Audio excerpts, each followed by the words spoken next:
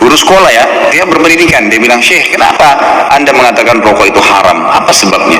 Sementara dalam Al-Quran tidak ada dalil menyebutkan rokok secara khusus, nggak ada. Kenapa harus dibilang haram? Kata Syekhnya, kau makan apel? Dia bilang, iya.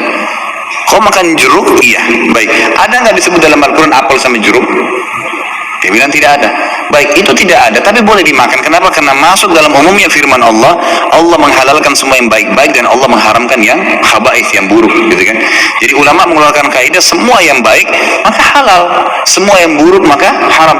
Semua subhanallah yang haram itu pasti berefek tidak baik, gitu kan. Lalu dia bilang, tapi setahu saya tidak buruk karena saya merasa nyaman-nyaman saja, gitu kan. Saya merokok, saya percaya diri, saya nggak ada masalah. Ya, orang mau mengatakan badan saya bau, baju saya bau, mulut saya bau, itu perkataan dia, tapi saya merasa nyaman-nyaman saja, nggak ada masalah, gitu kan. Berarti bisa saya katakan itu thayyibat, berarti baik ini buat saya. Dari mana tolok ukurnya ini baik atau buruk? Kata syekhnya, baik, kalau kamu mau lebih dalam lagi, sekarang saya tanya, kata syekh, kalau kamu pulang ke rumah habis ngajar, kamu temukan istri kamu lagi pegang rokok, anak kamu lagi pegang rokok, kamu biarin atau kamu larang? Kata gurunya ini, saya larang syekh. Kenapa kamu larang? Dia bilang, karena itu tidak baik. Nah, ini masuk dalam jawaban kamu sendiri. Kalau baik kamu biarin mereka merokok, beliin kalau perlu, sama-sama rokok ngepul di situ, gitu. Tapi enggak ternyata, gitu kan. Jadi lebih baik ditinggalkan, gitu. Jadi jangan berdalih kalau salah dan tetap dilakukan, akuin kesalahan. Itu poin penting. Ini enggak, sudah salah membela, ini masalah ini. Enggak boleh, jadi terus menerus. Kadang-kadang subhanallah ada orang juga supaya dia tetap dalam mempertahankan kesalahannya, mencari orang yang lebih buruk, gitu kan. Ada pernah orang bilang sama saya, Ustaz, saya baik Ustaz, kayak sholat saya masih jaga sholat maghrib, teman saya dan tidak sholat sama sekali. Jadi patokannya yang lebih buruk, supaya yang dia tinggalin 4 waktu sholat itu mending, nggak apa-apa gitu. Bukannya dilihat orang yang sholat lebih banyak, ini nggak boleh sebenarnya, gitu kan. Allahu alam. Jadi kalau kita lihat, kalau dikatakan memang kategori ulama di Indonesia, kalau di Timur Tengah saya nggak pernah temukan ada ulama menghalalkan rokok. Di Indonesia ini karena kiai kita terlalu murah gelarnya, ayahnya kiai, anaknya jadi kiai, bisa ceramah berapa kali atau pulang haji jadi kiai juga, ini luar biasa gitu. Saya mohon maaf, bukan menyombongkan diri sama sekali. Saya subhanallah berapa kali ketemu dengan orang-orang kiai ini, saya kalau ketemu subhanallah seperti kalau antum ahli listrik misalnya, kemudian ada orang datang ngobrol masalah listrik, dia nggak ngerti. Misalnya ini listrik gini, ini harus dipasang begini, jaringannya begini, terus dia bilang enggak harus begini, tapi dia salah jelas. Antum pastikan teorinya benar, salah ini orang. Kita akan bilang kok ngawur ini orang ngomong. Subhanallah, di kalangan dakwah ceramah penceramah pun begitu. Saya heran dari mana gelar-gelar kiai bisa didapatin nih gitu. Baca ayatnya salah, hadisnya dikarang-karang, banyak sekali sudah kesal.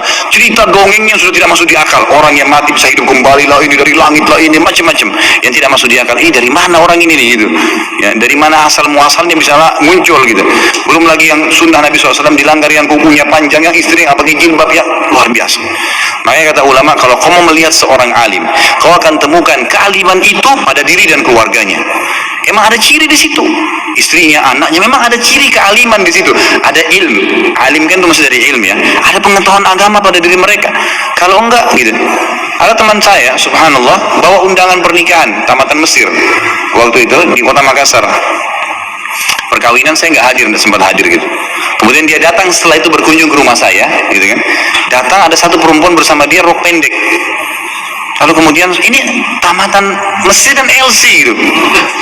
Jadi akhirnya saya ngobrol-ngobrol sama dia, ahlan akhi, baik gini-gini. Saya tahu Islam ini orangnya memang teman-teman ini semoga Allah berikan hidayah, malas sekali terjun di dakwah gitu.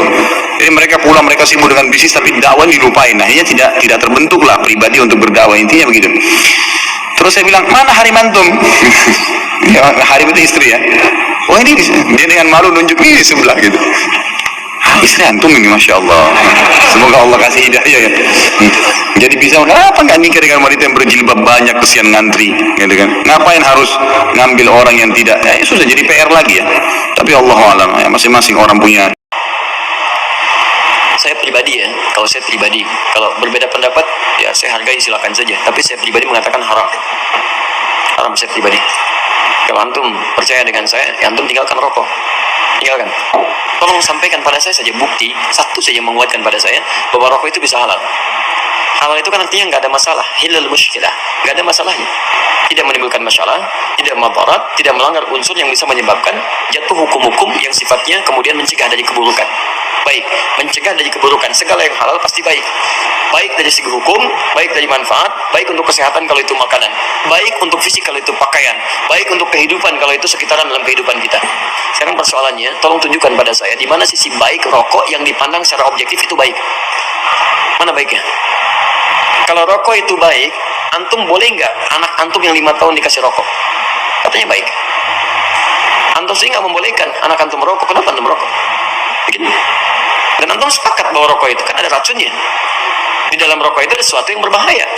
Antum yang merokok, masya Allah, menebarkan juga racun untuk orang lain, dan penghisap itu kan lebih banyak ya negatifnya dibandingkan dengan perokok aktifnya. Perokok pasif itu lebih berbahaya, dan sudah banyak penelitian di situ. Maka kalau saya pribadi mengatakan rokok haram gitu kan, jangan membunuh jiwa sendiri dengan keadaan yang demikian. Kalau antum masih mau mengambil yang lainnya, ya itu terserah antum pribadi. Ya, tapi kalau antum bisa merokok misalnya sampai malam ini, saya katakan pada antum, kalau antum mencintai kita semua, berhentilah antum merokok, simpan. Ya, setiap antum merokok, masya Allah, setiap mau merokok, antum bikin kotak aja dulu. Kalau bisa kotak kayak akuarium, simpan.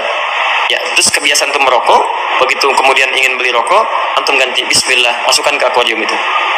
Bismillah, masukkan lagi. Bismillah, setiap mau merokok, berlindung kepada Allah, ya Allah jauhkan saya, Allah dari rokok jauhkan saya. Minta, bertekad, tapi konsisten. Ya, begitu uang siap diberikan, masukkan akuarium, masukkan akuarium. Lihat dalam setahun, begitu setahun bisa beli motor antum. Buka akuariumnya, antum lihat. Ternyata kebiasaan merokok itu ketika antum simpan, hasilnya bisa bermanfaat lebih untuk antum. Ya, jadi saya mohon kepada antum semua, kalau merokok lebih baik berhenti saja. Kalau ada pendapat lain, itu pendapat masing-masing. Tidak harus kalian saling berselisih di situ. Jelas ya?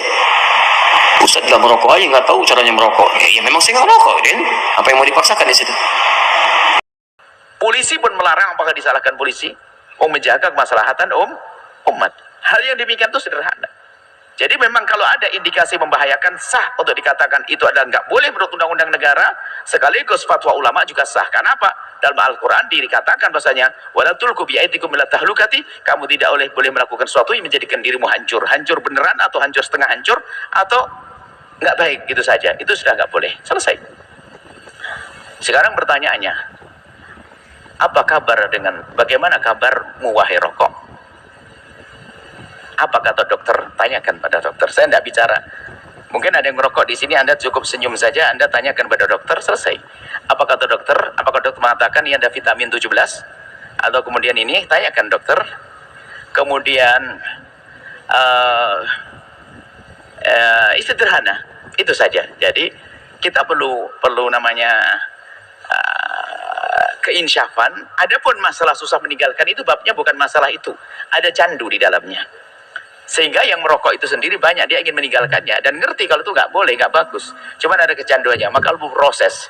Sehingga saya tidak berani mencaci orang yang merokok. Kata bisa himbau, ketahuilah janganlah merokok.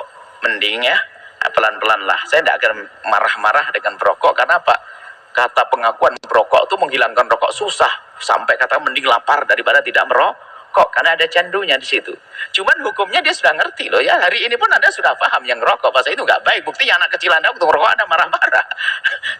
Jadi kalau tiba-tiba ada orang ngasih rokok kepada anak Anda juga nggak terima. Kalau memang itu vitamin, mending Anda terima kasih kan gitu.